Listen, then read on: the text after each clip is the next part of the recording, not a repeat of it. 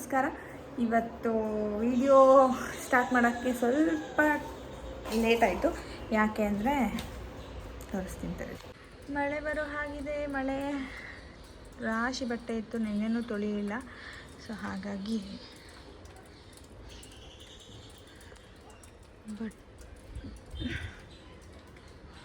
First ಬಟ್ಟೆ ತೊಳೆದಾಕ್ಬಿಡೋಣ ಅಂತ ಹೇಳ್ಬಿಟ್ಟು ಬಟ್ಟೆ ತೊಳೆದಾಕ್ತೆ. 2 ವೀಳ್ಯದೆಲೆ ತಂದಿದ್ದೀನಿ. ನಮ್ಮ ಮನೆ ಮುಂದೆನೇ ಇದೆ ವೀಳ್ಯದೆಲೆ ಗಿಡ. ಹಾಗಾಗಿ ಒಂದಕ್ಕೆ ಹರಳೆಣ್ಣೆ ಹಾಕೋಣ. ಇನ್ನೊಂದು ರಾತ್ರಿಗೆ ಬೇಕಾಗುತ್ತೆ. ಅಯ್ಯೋ ಜಾಸ್ತಿ ಆಗುತ್ತಲ್ಲ. ಇದ್ದೇ ಎಡವಡ್ ನಂದು ಯಾವಾಗಲೂ.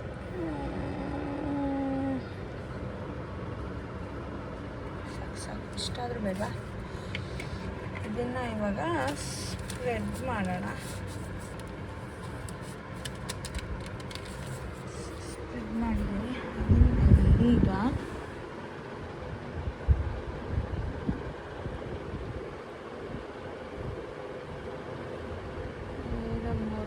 ತಲೆಗೆ ಹಾಕಿದ್ದೀನಿ. ಎಷ್ಟೊತ್ತಿರುತ್ತೋ ಗೊತ್ತಿಲ್ಲ. ಅನ್ಕೊಂಡಿದ್ರೆ ಸಾಕು.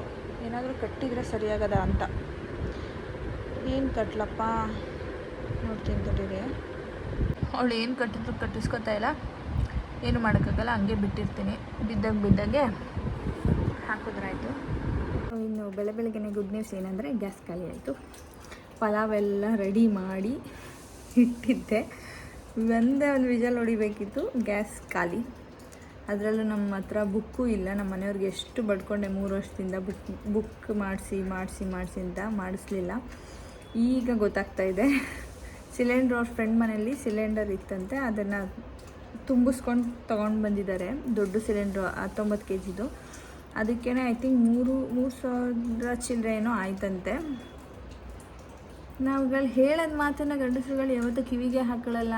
ಅದಕ್ಕೇ ಇದು ಎಕ್ಸ್ಟ್ರಾ ಖರ್ಚುಗಳು. ಮುಂಚೆನೇ ಬುಕ್ ಮಾಡಿಸಿದ್ರೆ ಎಲ್ಲ ಕರೆಕ್ಟ್ ಆಗ್ತಿತ್ತು. ಏನು ಮಾಡೋಂಗಿಲ್ಲ. ಸೊ ಹಾಗಾಗಿ ಬೆಳಗ್ಗೆ ತಿಂಡಿಗೆ ಪಲಾವ್ ಮಾಡಿದೆ.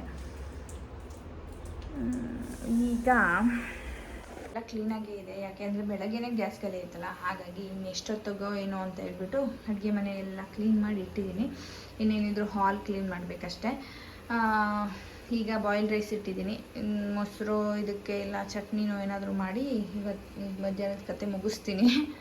ಈಗ ಇದನ್ನು ಕ್ಲೀನ್ ಮಾಡಬೇಕು. ಮನೇನ ಕ್ಲೀನ್ ಮಾಡೋದೇನಿಲ್ಲ, ತುಂಬ ಏನು ಅಂಡಿಲ್ಲ ನನ್ನ ಮಗಳು. ಟಿ ವಿನ ಗೋಡೆಗೆ ಹಾಕ್ಸಿದ್ವಿ. ಗೋಡೆಯಲ್ಲಿಲ್ಲ ಅಂದರೆ ಈ ಟೇಬಲ್ ಮೇಲಿದ್ದರೆ ಮುಗೀತು ಕತೆ. ಒಡೆದು ಹಾಕ್ತಾಳೆ ನನ್ನ ಮಗಳು. ದೇವ್ರ ಮನೆ ಒಂದು ತರಬೇಕು ಪುಟಾಣಿದು. ಅದು ಯಾವಾಗ ಆಗುತ್ತೋ ಗೊತ್ತಿಲ್ಲ. ಹಳೆ ಟಿ ವಿ ಎತ್ತಿಟ್ಟಿದ್ವಿ. ಸರಿ ಒಂಚೂರು ಕ್ಲೀನ್ ಮಾಡಿಬಿಟ್ಟು ಬಟ್ಟೆ ಮೊನ್ನೆ ಜೋಡಿಸಿದ ಬಟ್ಟೆ, ಒಗ್ದಿದ್ದ ಬಟ್ಟೆ ಇವತ್ತು ಒಣಗಿದೆ. ಇದನ್ನೆಲ್ಲ ಜೋಡಿಸಿಟ್ಟು ಮನೆ ಕ್ಲೀನ್ ಮಾಡಿ ಮಗಳು ಎದ್ದೇಳೋ ಅಷ್ಟೊತ್ತು ಮನೆಯೆಲ್ಲ ಸ್ಟಡಿಯಾಗಿ ಇಟ್ಕೊಳ್ಳೋಣ. ಇನ್ನೊಂದು ವಿಷಯ ಏನಂದರೆ, ಇವತ್ತು ನಮ್ಮ ಮನೆಗೆ ಯಾರೋ ಬರ್ತಾ ಇದ್ದಾರೆ. ಯಾರು ಅಂತ ಕಾರ್ ನೋಡಿ. ಐ ಥಿಂಕ್ ಇವತ್ತೇ ತೋರಿಸ್ತೀನಾ ಇಲ್ಲ ನಾಳೆ ತೋರಿಸ್ತೀನೋ ಗೊತ್ತಿಲ್ಲ. ಬಂದಾದ್ಮೇಲೆ ಖಂಡಿತ ತೋರಿಸ್ತೀನಿ ಯಾರು ಅಂತ ಹೇಳ್ತೀನಿ. ಬನ್ನಿ ಇವಾಗ ಕೆಲಸ ಮಾಡ್ಕೊಳ್ಳೋಣ. ಇವತ್ತಿನ ಊಟ ಏನಂದರೆ ಗಂಜಿ ಊಟ.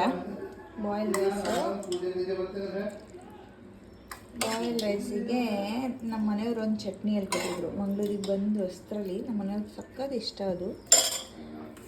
ಇದ್ರ ರೆಸಿಪಿನ ನಾನು ಶಾರ್ಟ್ಸಲ್ಲಿ ಹಾಕಿರ್ತೀನಿ. ಅದರಲ್ಲಿ ನೋಡಿ ಸಕ್ಕತ್ ಇಷ್ಟ ಆಗುತ್ತೆ. ಮೊಸರು ಮಸ್ತ್ ಕಾಂಬಿನೇಷನು, ಸಕ್ಕತ್ತಾಗಿರುತ್ತೆ. ಇದ್ರ ಜೊತೆಗೆ ಒಂದು ಮೀನು ಫ್ರೈ ಇದ್ದರೆ ಇನ್ನೂ ಸಕ್ಕತ್ತಾಗಿರುತ್ತೆ. ಯೂಟ್ಯೂಬ್ ಶಾರ್ಟ್ಸಲ್ಲಿ ಹಾಕಿದ್ದೀನಿ.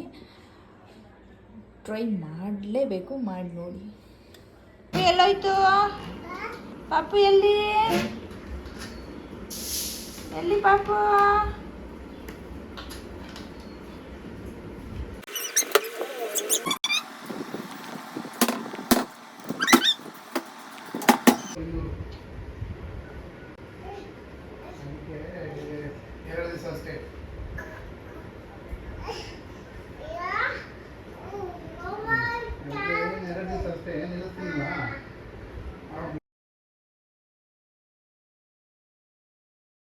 ಸೊ ನಮ್ಮ ಮನೆಯವ್ರಿಗೆ ಕೊತ್ತಂಬರಿ ಪುದೀನ ತೊಗೊಬನ್ನಿ ಅಂತ ಹೇಳಿದೆ. ಇದಕ್ಕೆ 20 ರೂಪಾಯಿ ಅಂತೆ. ಇಷ್ಟು ಚೆನ್ನಾಗಿದೆ.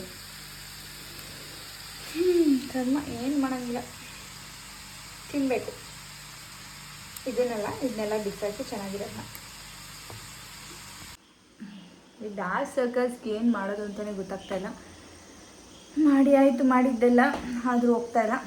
ಇರಲಿ ಬಿಡಿ. ಇವತ್ತೇನು ವಿಶೇಷ ಅಂದರೆ, ನಮ್ಮ ಯಾರು ಬರ್ತಾರೆ ಅಂತ ಹೇಳಿದೆ ನಿಮಗೆ, ನಮ್ಮ ನಾದ್ನಿಯಂದಿರು ಅವ್ರ ಮಕ್ಕಳು, ಅಂದರೆ ಅವಿನಾಶ್ ಅವರ ತಂಗಿಯರು, ಅವರ ಮಕ್ಕಳು ಬರ್ತಾಯಿದ್ದಾರೆ. ಇನ್ನೂ ಬಂದಿಲ್ಲ. ಇವಾಗ ಆಲ್ರೆಡಿ ಟೈಮ್ 9:30 ಅನಿಸುತ್ತೆ, ಇನ್ನೂ ಬಂದಿಲ್ಲ. ಅದಕ್ಕೆ ಅವರಿಗೆ ಅಡುಗೆ ಮಾಡ್ತಾಯಿದ್ದೀನಿ. ಏನು ಗೊತ್ತಾ, ನಾನ್ ವೆಜ್ ಆದರೆ ಏನೋ ಒಂದು ಮಾಡ್ಬೋದು. ವೆಜ್ ಮಾಡೋದಿದೆಯಲ್ಲ, ನನಗಂತೂ ಸಖತ್ತು ಕಷ್ಟವಾದ ಕೆಲಸ ವೆಜ್ ಮಾಡೋದೇ. ನಾನ್ ವೆಜ್ ಏನಾದರೂ ಒಂದು ಮಾಡಿಬಿಟ್ಟು ಇಡ್ಬೋದು, ಈ ವೆಜ್ ಮಾಡೋಕ್ಕಾಗಲ್ಲ. ಇವತ್ತು ಶನಿವಾರ, ನಮ್ಮ ದೊಡ್ಡ ನಾದ್ನಿ ತಿನ್ನಲ್ಲ. ಸೊ ಹಾಗಾಗಿ ವೆಜ್ಜೇ ಮಾಡಿಬಿಡೋಣ ಎಲ್ಲರಿಗೂ. ನಾಳೆ ಸಂಡೇ ಅಲ್ವಾ, ನಾನ್ ವೆಜ್ ಮಾಡೋಣ ಅಂತ ಹೇಳ್ಬಿಟ್ಟು ವೆಜ್ ಮಾಡಿದ್ದೀನಿ. ಅದೇನು ಮಾಡಿದ್ದೀನಿ ಅಂದರೆ, ಟೊಮೆಟೊ ಚಟ್ನಿ ಮಾಡಿದ್ದೀನಿ. ಇದ್ರ ರೆಸಿಪಿ ಶಾರ್ಟ್ಸ್ ಎಲ್ಲ ಹಾಕಿರ್ತೀನಿ ನೋಡಿ. ಮತ್ತು ರೈಸಿಗೆ ಇಟ್ಟಿದ್ದೀನಿ. ಇದ್ರ ಜೊತೆಗೆ ಈರುಳ್ಳಿ ಪಕೋಡ ಮಾಡೋಣ ಅಂತ ಈರುಳ್ಳಿ ಕಟ್ ಮಾಡಿ ಇಟ್ಟಿದ್ದೀನಿ. ಬಂದಮೇಲೆ ಮಾಡ್ತೀನಿ. ಇದಾಗಿತ್ತು ಇವತ್ತಿನ ಅಡುಗೆ ಕತೆ. ಅವ್ರು ಬಂದಾದಮೇಲೆ ಖಂಡಿತ ವಿಡಿಯೋ ಮಾಡ್ತೀನಿ. ಆದರೆ ಅವ್ರಿಗೆ ಕಂಫರ್ಟೇಬಲ್ ಇದ್ದರೆ ಮಾತ್ರ ಮಾಡೋಕ್ಕಾಗೋದು. ನನಗೂ ಗೊತ್ತಿಲ್ಲ ಅವರು ನನ್ನ ವೀಡಿಯೋಗೆ ಬರ್ತಾರಾ ಇಲ್ವಾ, ಬೇಡ ಅಂತಾರೋ ಗೊತ್ತಿಲ್ಲ. ಅವರು ಬಂದಾದಮೇಲೆ ಗೊತ್ತಾಗೋದು. ಅವರು ಇಲ್ಲ ವಿಡಿಯೋ ಮಾಡು ಅಂದರೆ ಮಾಡ್ತೀನಿ, ಇಲ್ಲ ಅಂದರೆ ಮಾಡ್ತೀನಿ. ಆದ್ರೂ ಫೇಸ್ ತೋರಿಸ್ದಂಗೆ ಅಷ್ಟೇ, ಇನ್ನೇನು ಮಾಡೋದಲ್ವಾ. That's it. 10:30 ಆಗಿತ್ತು ಎಲ್ಲರೂ ಬರೋ ಅಷ್ಟೊತ್ತಿಗೆ. ಫೈನಲಿ ಬಂದರು.